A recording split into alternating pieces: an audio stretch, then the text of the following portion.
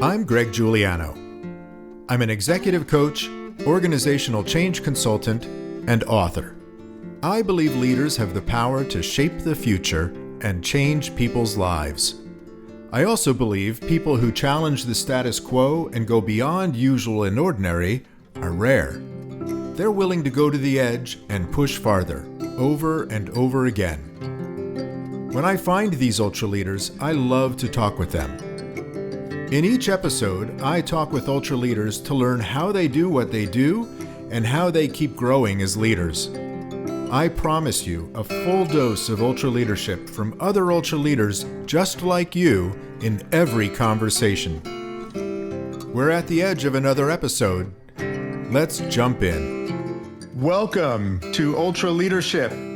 My guest today is Julie Guest. Julie is Principal Partner Development Manager at Amazon Web Services, where she focuses on building solutions, developing partner strategy, and new routes to market with a key partner, Cisco. Before joining AWS, Julie worked at Citrix as a Senior Director, leading the Google and Nutanix partnership team within the Cloud Innovation Partner Organization, driving joint innovation through product solutions and new models. Prior to that, she managed the Global Strategic Alliance with Cisco, where she was responsible for the overall strategy, go-to-market, and execution.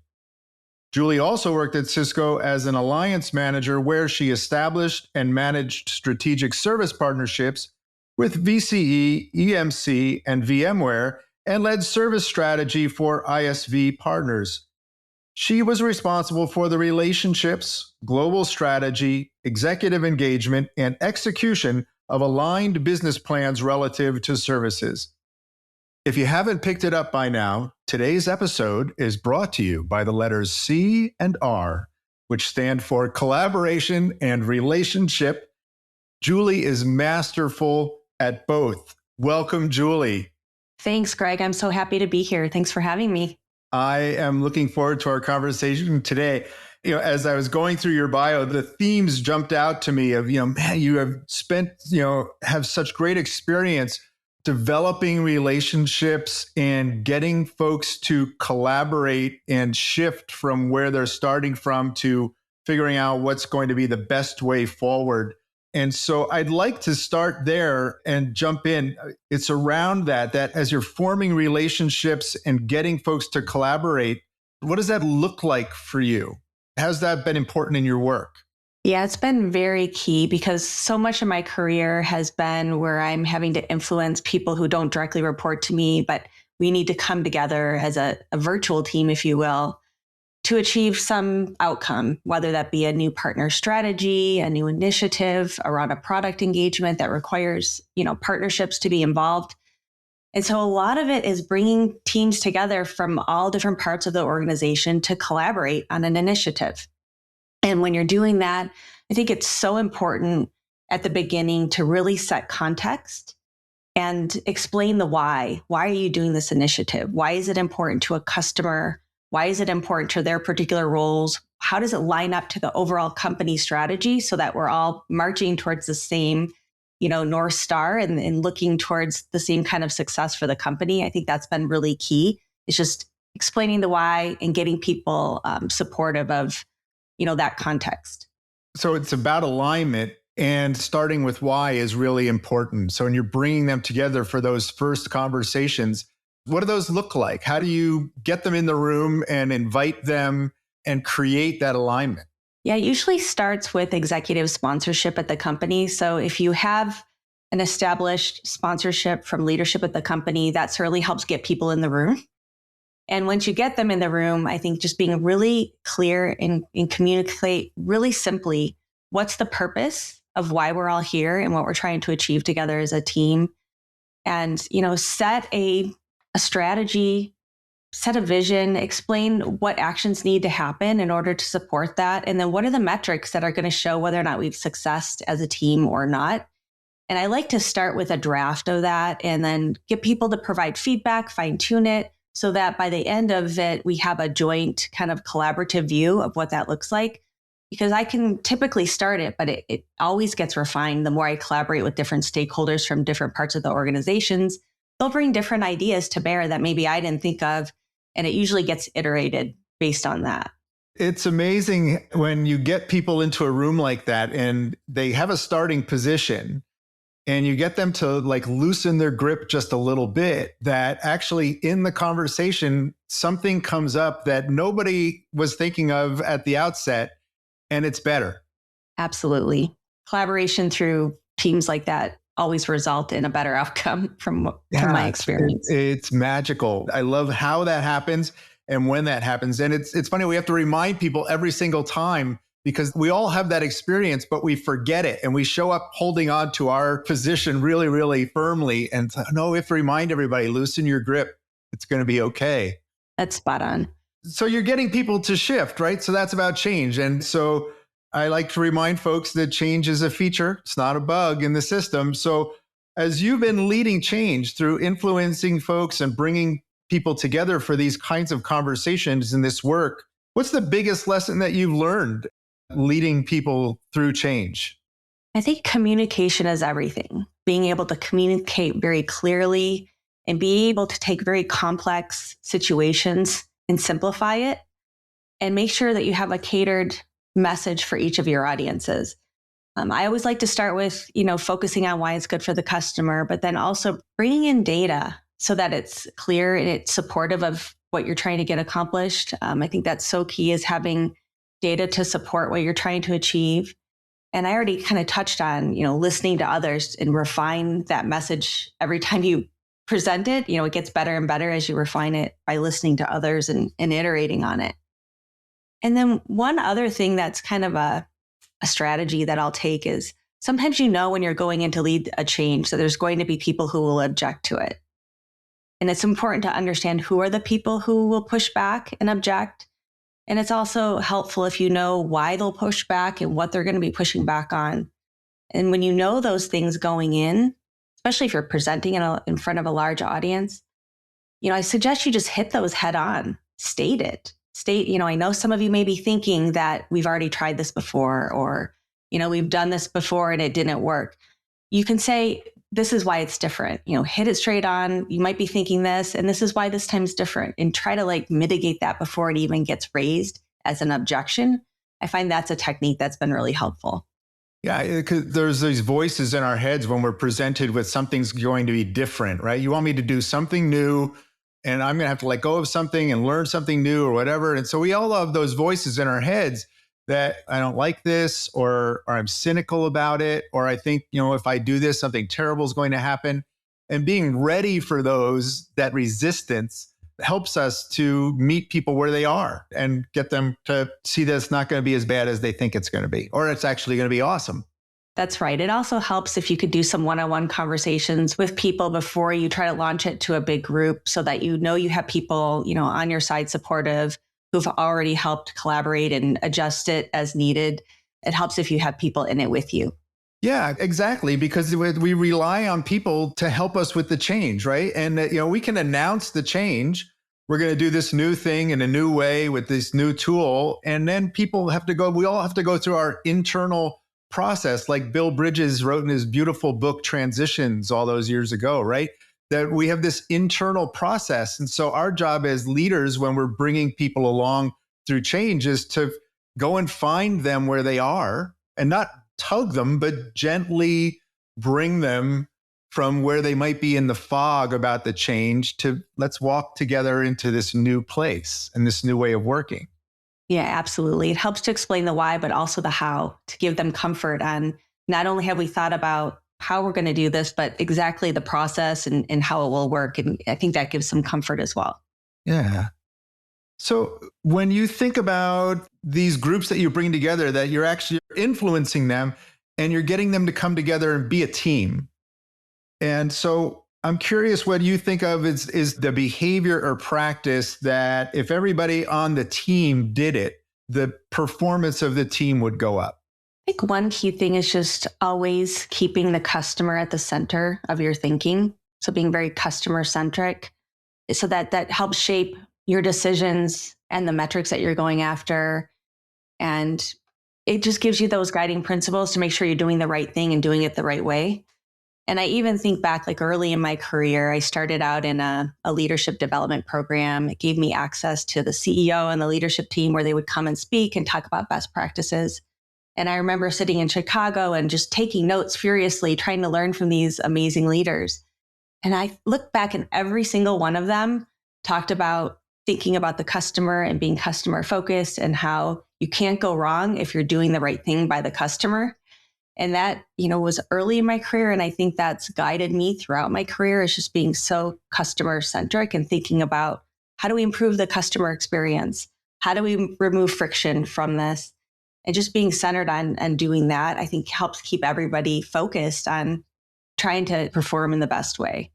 Yeah. And if we're thinking about the customer obsessively, it's going to impact how we think about what experience the employee is having. And it's going to then impact the experience that people have of the brand. So those 30, they all go together, but you're right. It starts with obsessing about our customers. That are we designing the experience that makes their life easier? Yeah, I couldn't agree more.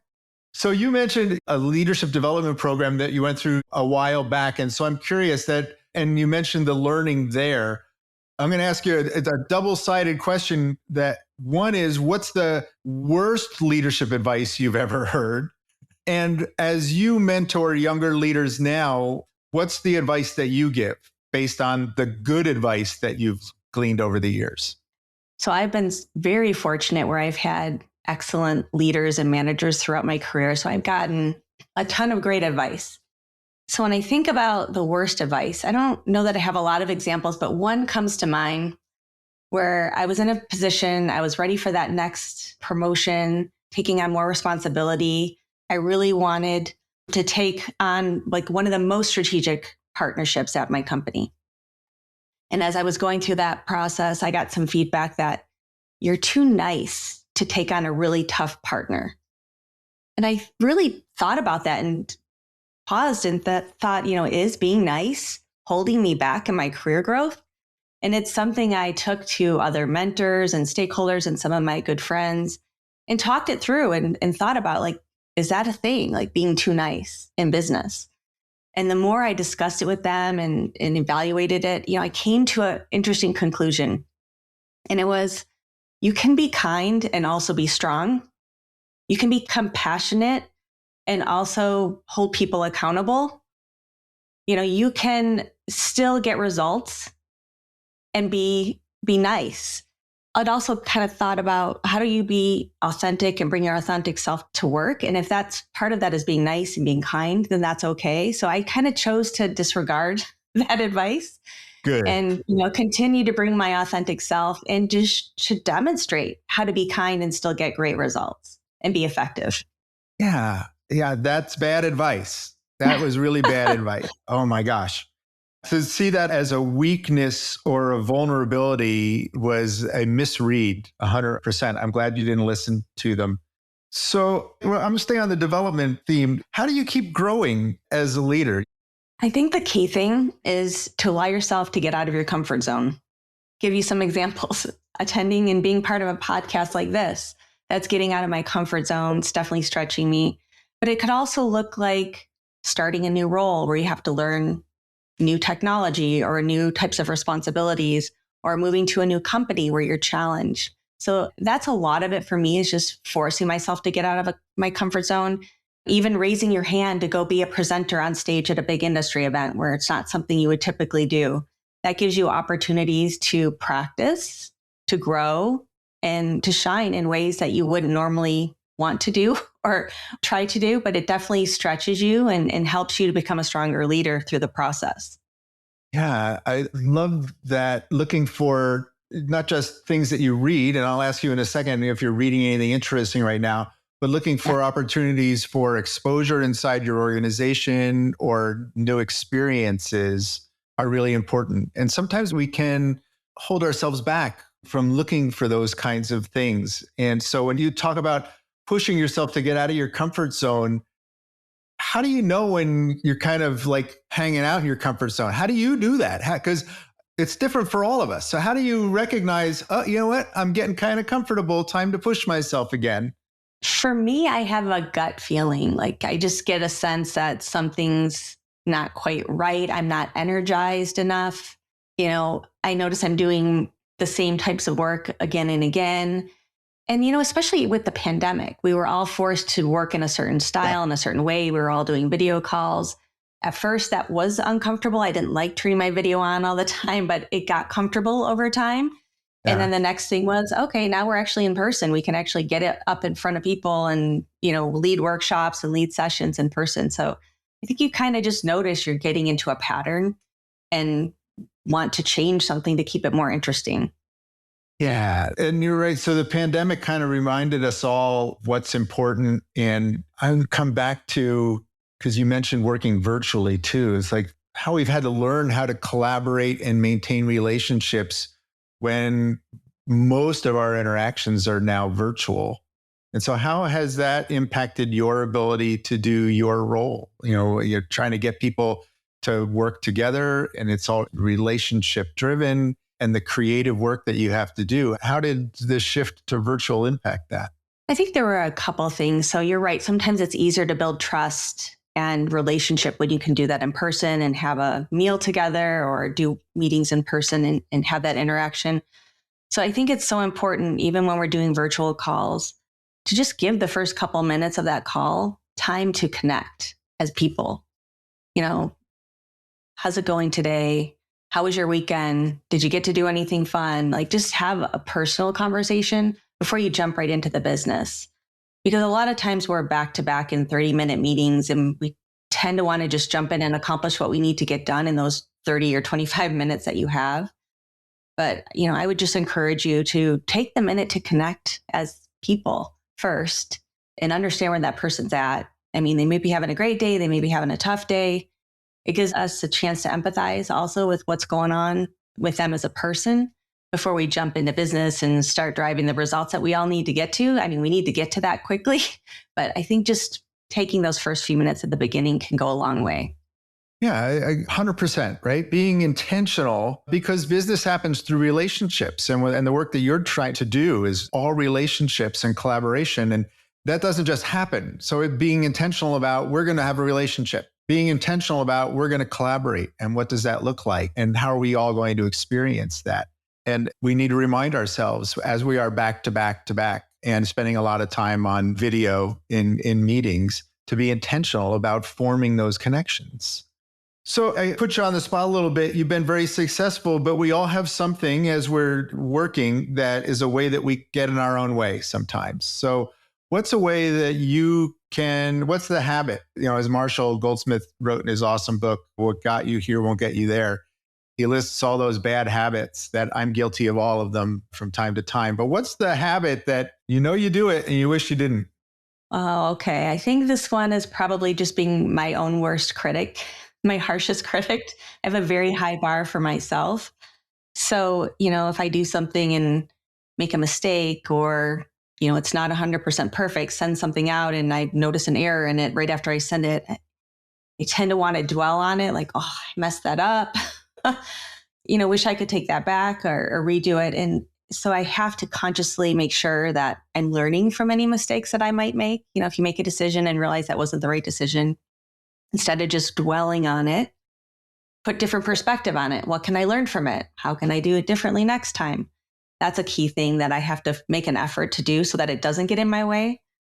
And then another practice that I have to do so that I don't dwell on anything that, missed a target or missed a date or something is relook at, what are all the accomplishments that myself or our team did make and make sure we're celebrating those successes because it's so easy to just keep going on to the next thing. And, especially now, it's important we focus on the successes too, not just the things that we miss, because that gives the team momentum. It gives you energy. It reminds you that, you are making progress, even though it might not always feel like it.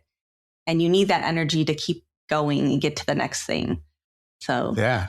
that's what comes to mind on that one. It's good for our brains, right? So we can dwell on the negative, but reminding ourselves of the good stuff is actually good for our brains. Martin Seligman in his work on positive psychology and all the folks in that field will tell us that when we give or receive gratitude, when we focus on a positive, It releases the good neurotransmitters in our brain, triggers the pleasure center in our brain. It makes us feel better, which is why when I'm working with teams, we always end the meetings with, what are you grateful for today? And so I'm going to ask you, what are you grateful for today, Julie? Oh, wow. There's so much. This is something I consciously think about quite a bit.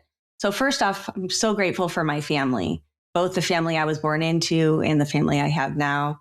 So, I grew up outside of Detroit, a town outside of Detroit, pretty humble, modest, blue collar kind of family, with my mom and dad and my 3 siblings and like a 1,200 square foot house. So we had everything we needed and, it was just modest. And, from my parents, I really learned, to have high integrity and really strong work ethic. And those 2 habits have served me really well through my life. And I just have a great family. And then the family my husband and I have created, we have 3 amazing daughters, which is awesome. They are, everything to us, so much joy and satisfaction just raising these children, which has been great. And, when I look at my career, I have a fulfilling career, but I was also able to be a present mom. And so I'm very grateful that I found a way to make both of those things happen, because that had always been a goal of mine. And it's not always easy.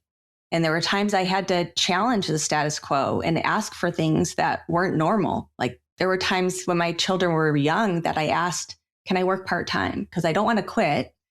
I want to stay in the game, but can I do 3 10-hour days and work, take the other 2 days off so I can take my kids to Gymboree or take them to the park or be in a mom's group with my kids, but also have a satisfying career where I'm, still in it. So I think that is something I'm really grateful for too, that I found a way to make that happen. Yeah, I love how you have shaped your experience and advocated for yourself and made sure that you were having the experience that you wanted with regard to your career and your life.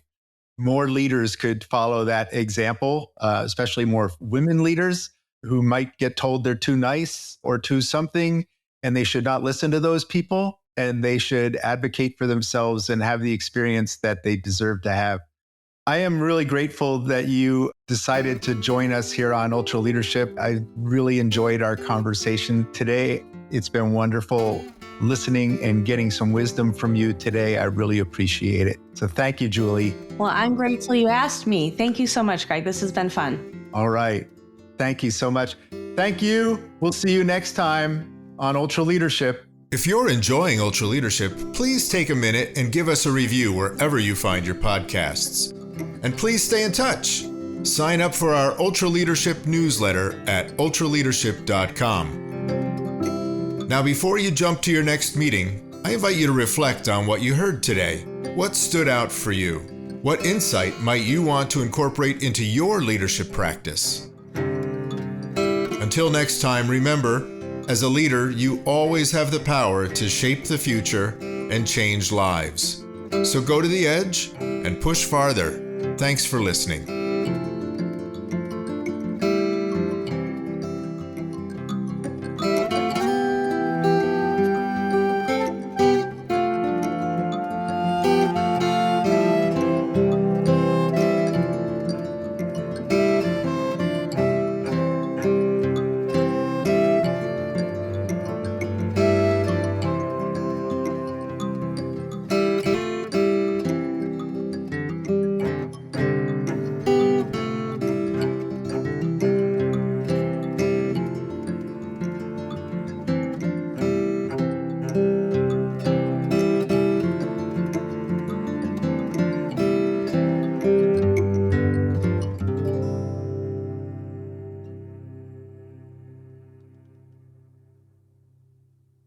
This is thepodcastfactory.com.